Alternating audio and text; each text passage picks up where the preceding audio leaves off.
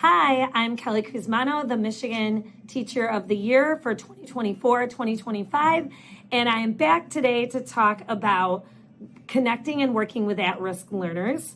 One of the toughest parts of any teacher's job has been to connect with students who may come into school with life circumstances that make learning much harder than the average student. These students are usually deemed to be the term at risk. According to the official state definition, those circumstances include students who are economically disadvantaged, English language learners, chronically absent, or fall into a category of personally or academically struggling. Over the years, there have been many books, conferences, and articles that promise to help kids who are at risk.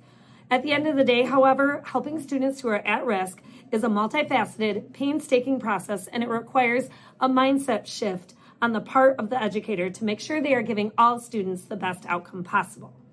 The first mindset shift is at risk means that a student will be lower achieving.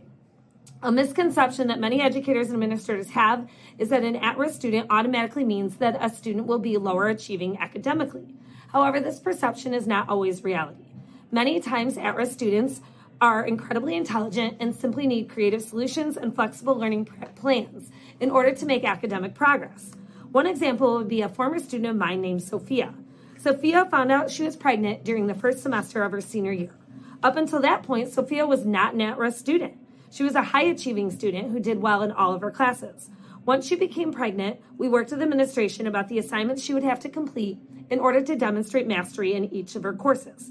Also, we rearranged her schedule so after her delivery, she would be able to complete some coursework at home and then come into school in the afternoons to finish. Sophia had a successful delivery, finished her coursework at the mid-year mark, and then walked with her class at graduation. Mindset shift number 2. At risk means that you can't learn from a student, only about them. Many times, educators get information about a student from their administration or counseling department that includes some of these at-risk factors. Or we might simply take a look at test scores and think we have a picture of how this learner will do in our classroom. However, with any struggling student, what is most important is to look at the bigger picture and ask a variety of questions. What are they struggling with? What has been their school experience? What things are occurring in their home life that could prevent success?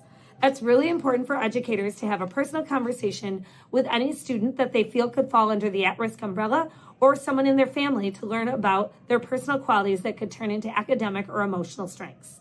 Then, once they have that initial conversation, they can turn to other staff members that can provide additional insight or support. This situation occurred with one of my students named Miguel during the 2021 school year.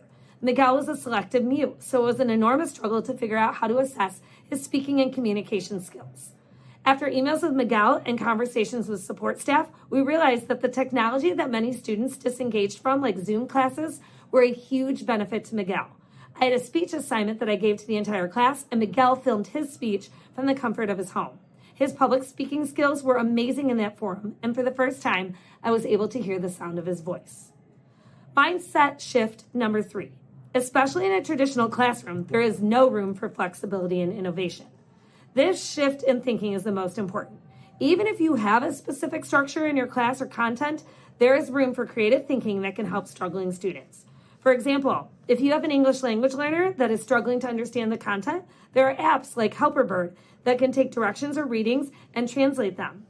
Another way is to figure out specific connections to that student. Is there a student they work better with than others? Do they like to be seated in a specific area of your room?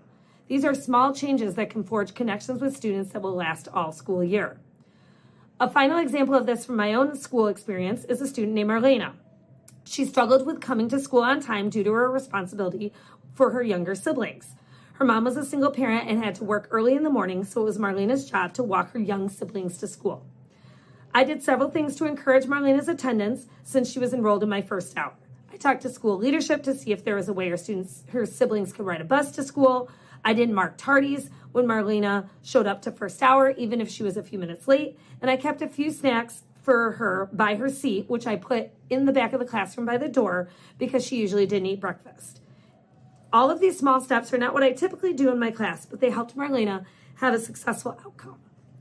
Connecting with at-risk learners requires more than just adopting strategies. It means having empathy, patience, and a willingness to meet students where they are. As educators, we have the power to make a lasting impact on these students' lives. By creating a supportive environment, fostering open communication, and offering tailored support, we can help bridge the gap and set them on a path towards success.